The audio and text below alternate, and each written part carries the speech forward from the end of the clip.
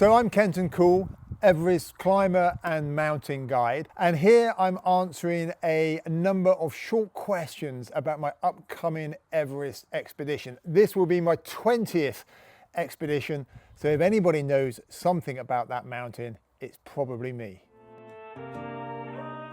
Oh my goodness, changes on the mountain since 2004. They are numerous.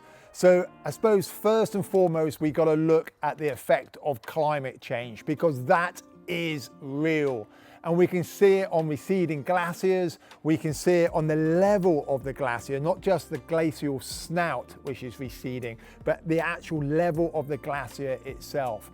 And the Khumbu icefall, that colossal river of ice that cascades down the mountain, in the last 10 years or so, there is more and more visible bare rock in the glacial area.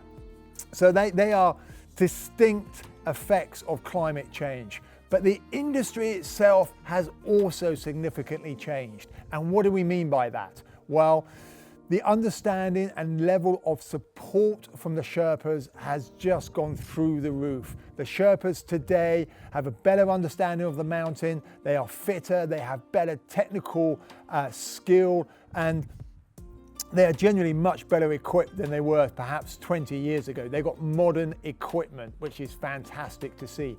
Technology has changed. And by technology, I mean specifically weather forecasting, and the fact that we can get weather forecasts really easily through Wi-Fi setup, and even today a Starlink setup, so we can get real-time weather forecasts coming in even as we're climbing the mountain.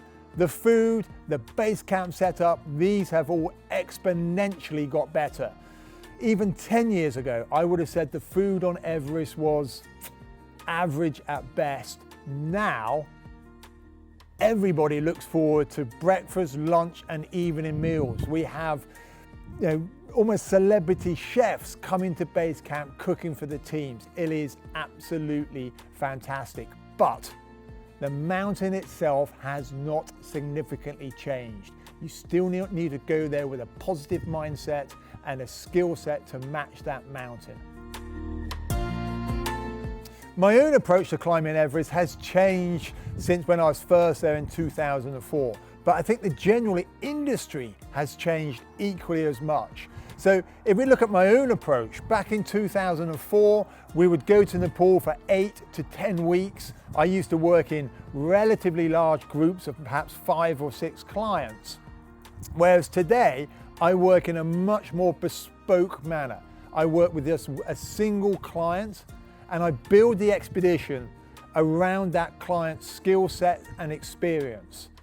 This means that we can streamline an expedition. We do not cut corners, we streamline it. And today, an Everest expedition without pre-acclimatization, without using xenon gas or any of those hacks that you may have read about in the press, using a very standardized acclimatization profile, an Everest expedition today is a mere 4 to 5 weeks door to door. So it's that bespoke aspect, that's the significant change which has come to my approach. But the industry, as I mentioned, has also changed. Instead of using perhaps 3 or 4 rotations, sleeping at Camp 3, or even going all the way to the South Pole, which you read in some of the books, today, teams understand that acclimatization generally happens a lot quicker than we thought it did. And because of that, expeditions have significantly changed in their approach. So recently in the news, there was a lot of press around future Everest clients or climbers having to ascend a 7,000 meter peak in Nepal. Now, this is a bit of a double-headed sword. I mean, first and foremost, I don't think that's going to become a law anytime soon. And it's a little bit complicated. I won't go into the nuances right now, but I think it's going to be at least 18 months before that might become a law. But let's assume that it does come into effect. What does it mean? Well, it's quite clever by the Nepalese government, because what it's going to do is going to encourage further tourism to Nepal. which is going to be fantastic for the country and for the Sherpa people.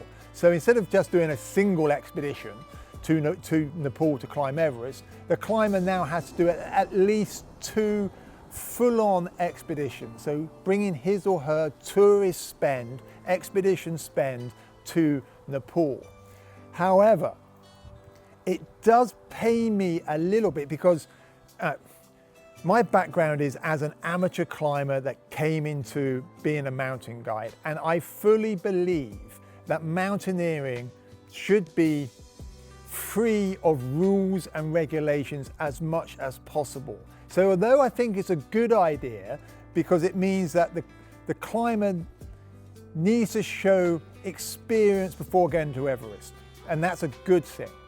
But at the same time, to be forced to climb a 7,000 meter peak in Nepal, that tugs at my heartstrings a little bit because that's a rule and regulation. And mountaineering is one of these few sports which is still open to everybody, and you can approach it in your own way.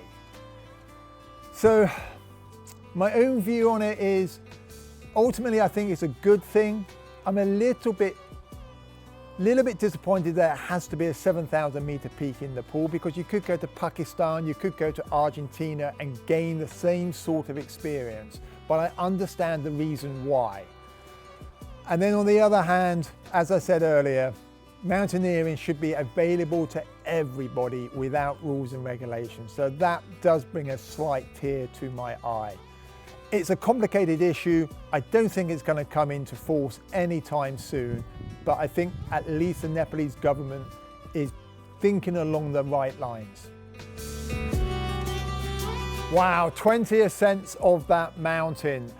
Do any stand out? Well, I suppose the first one does. When you first climb to the summit of the world, that is ingrained on your memory forever.